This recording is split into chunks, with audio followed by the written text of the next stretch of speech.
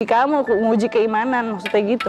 Apakah kamu mengatakan kamu sudah beriman sedangkan kami belum menguji kamu? Itu kita diuji setelah pernikahan. Setelah pernikahan.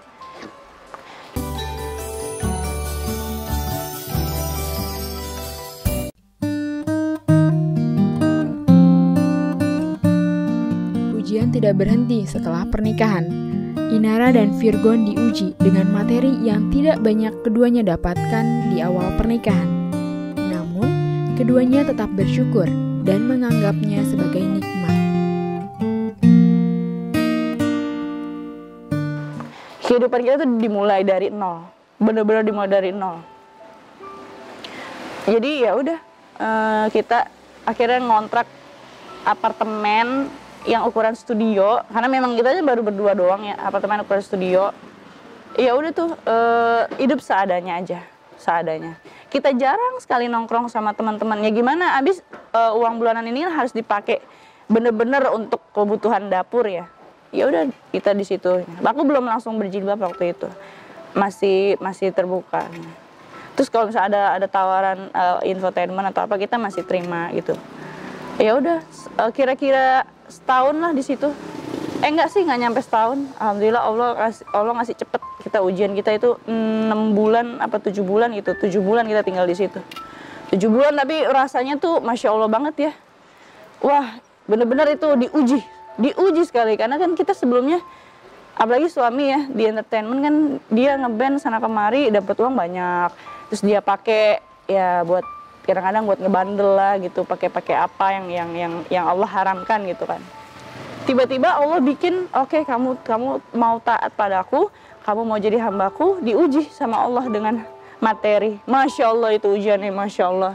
Itu dia sendiri sedang dalam tahap pengobatan diri dia, juga diuji materi juga, itu Masya Allah sekali. Ya Allah, aku cuma bisa doa, ya Allah kuatkan iman suamiku ya Allah. Beri dia kemudahan gitu loh, menjalani ujian ini, beri kami kemudahan menjalani ujian ini. Alhamdulillah 7 bulan lah di situ. 7 bulan baru abis dari situ pindah ke tempat kakak ipar kami, karena di situ ada uangnya suami juga kan, jadi kita tinggal serumah tuh sama kakak ipar situ. Di situ nggak langsung kita meroket, enggak. Tetap sama kayak waktu tinggal di apartemen ukuran studio itu, sama aja ya, hidup seadanya aja gitu. Sampai ibaratnya kemana-mana naik motornya punya kakak iparnya lagi.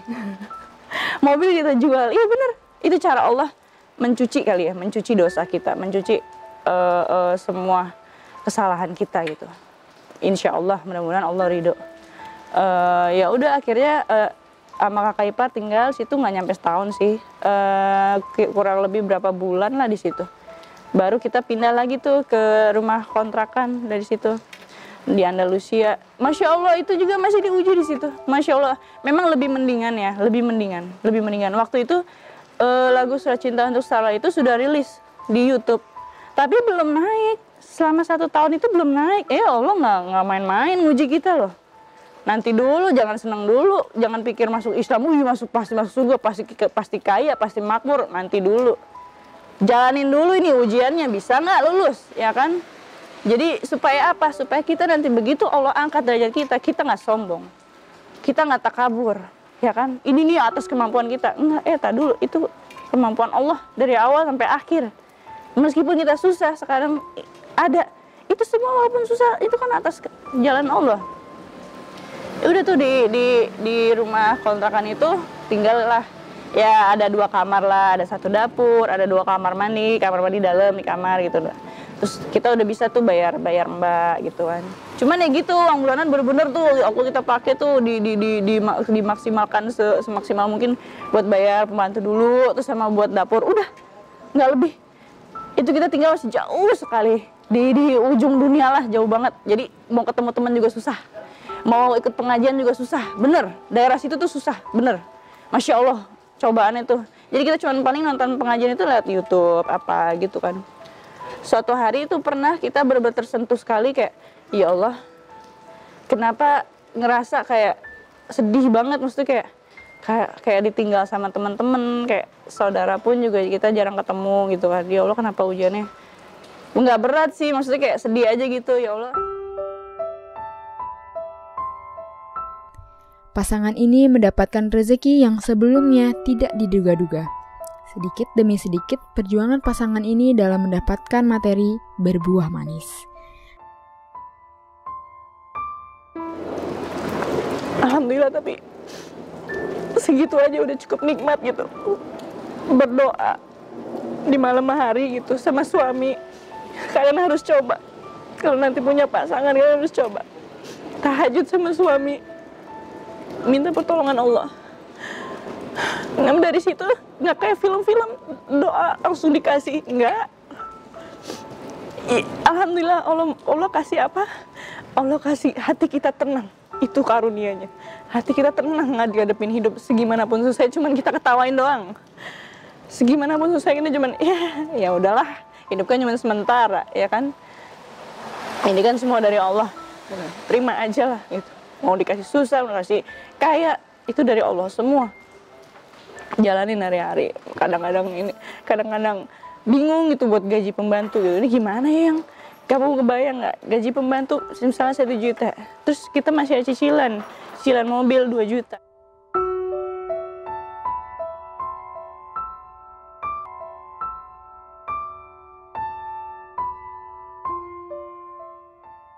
Coba dari mana lagi? Itu kan bukan suatu kebetulan. Dari mana lagi kalau bukan dari Allah ya? Mungkin ada orang salah transfer gimana, itu kan lagi-lagi jalannya Allah. Jalannya Allah, atau ada orang kasihan gitu mungkin transfer kita gitu, ada keluarga kita. Itu kan lagi-lagi jalannya Allah, menyentuh hatinya dia buat bantu kita gitu kan. Ya udah, akhirnya alhamdulillah tuh kita tabung tuh buat sekian lama kita jalanin ini kan hidup. Enggak berapa lama dari situ mulai naik deh tuh. Single Surat Cinta Untuk Starla mulai naik. Itu udah hampir setahun, hampir setahun baru mulai naik tuh. Mulai naik itu aku masih syuting sana kemari, aku mulai dapet kerjaan, job sana kemari. Pergi pagi, pulang pagi, pergi pagi, pulang pagi ya kan. Oh itu capek banget. Aku capek banget. Udah gitu ujiannya itu di lokasi syuting itu, Masya Allah ya, bukan cuman kita dikuras tenaga doang, tapi kan kita ketemu sama yang bukan non mahram kita. Apalagi orang di dunia artis itu kebanyakan, nggak semua, kebanyakan suka nggak peduli orang udah punya keluarga apa belum, pokoknya ya gue mau deketin gitu, pokoknya menghalalkan segala macam cara. Kita kan risih ya maksudnya. Nah kalau kita ngejaga sikap itu dianggapnya kayak so suci lo, kayak gitu ya pokoknya. Ya so iya lo kayak gitu. Ya gimana orang mau bener masa dibilang so suci gitu kan. Akhirnya nih kayaknya nggak bener nih begini terus nih. Abis kita pun nggak bisa request minta peran yang nggak ketemu sama non mahram gitu kan. Atas rasa syukurnya telah diberikan kesabaran dalam menghadapi ujian bersama sang suami, ia bertekad untuk memakai jilbab setelah kepulangannya liburan dari Lombok. Aku lihat segitu bagusnya alam ciptaan Allah, di situ aku terinspirasi kayak, ya Allah, sekian lama kemarin Allah uji aku gitu dengan segitu banyaknya cobaan hidup gitu. Sekarang Allah kasih kita hadiah gitu, jalan-jalan ke Lombok gitu kan, ngeliat pemandangan alam yang begitu indahnya. Itu kayak dikasih liburan aja gitu sama Allah, kayak dikasih nih refreshing dulu gitu, kayak Masya Allah itu. Ya udah akhirnya aku di situ aku janji, dalam hati aku janji pulang dari Lombok aku langsung pakai jilbab. Itu aku janji, itu yang terakhir kalinya aku buka-bukaan. Pulang dari Lombok aku harus tutup aurat. Pulang dari Lombok bener aku tutup aurat. Sampai ke baju tidur aku pakai daster yang panjang. Cuman memang waktu itu jilbabnya yang model gitu doang. Kalau yang di rumah kan emang yang model gini nutup dada. Kalau yang keluar-keluar kan cuman yang ikat gini doang terus pakai siput dalamnya gitu-gitu doang. Sama masih pakai jeans gitu. Dikit-dikit kan aku belajar itu. Aku belajar pelan-pelan. 3 bulan lah aku kayak gitu penampilannya.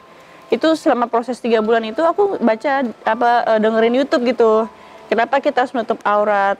Di situ kan satu paket tuh. Kalau hukum menutup aurat satu paket kan sama cara menutup aurat yang benar gitu kan. Nutupin dada. Terus harus ini nih harus panjang ya kan. Terus pakai kaos kaki ini. Kenapa ya? Karena aku orang penasaran kenapa ya. Oh ternyata dalam Al-Quran itu ada.